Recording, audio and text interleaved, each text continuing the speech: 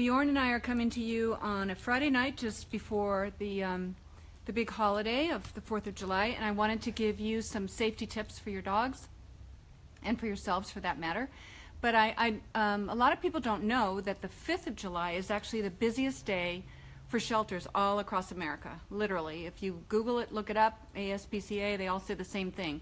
The reason for that is because fireworks and fireworks shows start early. Obviously, this weekend is probably when most people are going to be buying their fireworks and their firecrackers, and in a lot of places it's illegal, but unfortunately in many places it's still, you know, I mean, I grew up with it, so it's kind of hard for me to diss it, and I know that kids love it, but now that I've obviously had some experience with dogs, and I understand not only dogs but also other animals that get really hurt, lost, or injured, killed during this holiday weekend, I'm much more aware of the dangers of fireworks and also the other things that come with this holiday. So just wanted to give you guys kind of a heads up.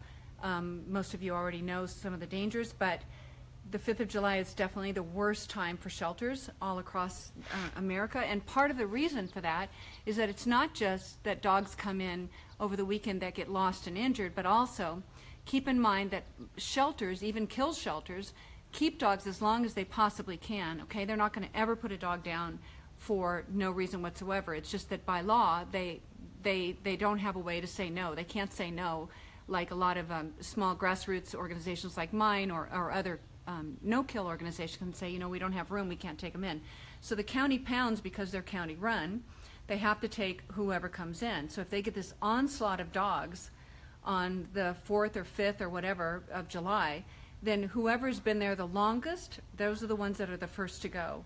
So it's kind of a lot of people don't realize that. The dogs that have been safe for a period of time there, they might have been at the pound for a couple of months, but since they've been there for a while, now they have to go to make room for the new dogs that have come in that are actually owned by people, but they simply got lost. So a couple of things to keep in mind.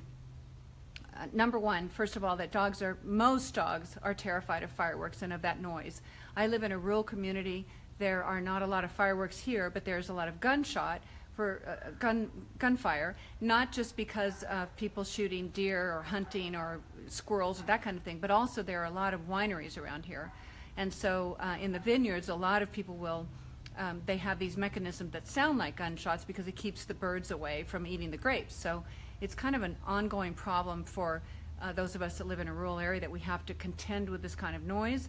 I understand the business aspect of it for the wineries, but it's a bummer for those of us that have dogs and care for dogs, because a lot of things can go wrong from that. That sound really puts a lot of dogs, horses, cattle into a panic, and even wildlife, deer and other animals.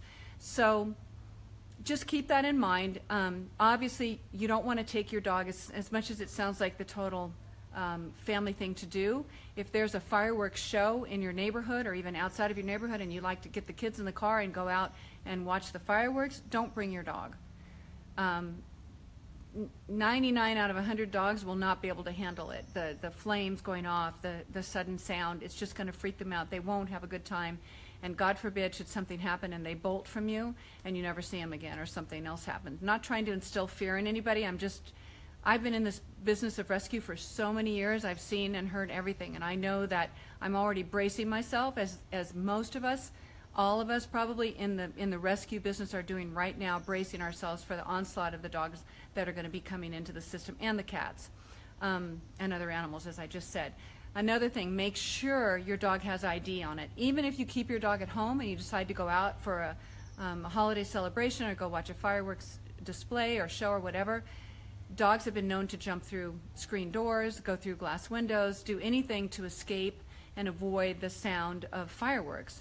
So it's a safeguard that at the very least, if your dog, God forbid, does get out from your home, even if you think you've done everything you can to keep your dog safe, it doesn't hurt to have one more safeguard, and that's to make sure if your dog has a collar, you may as well put an ID tag on him.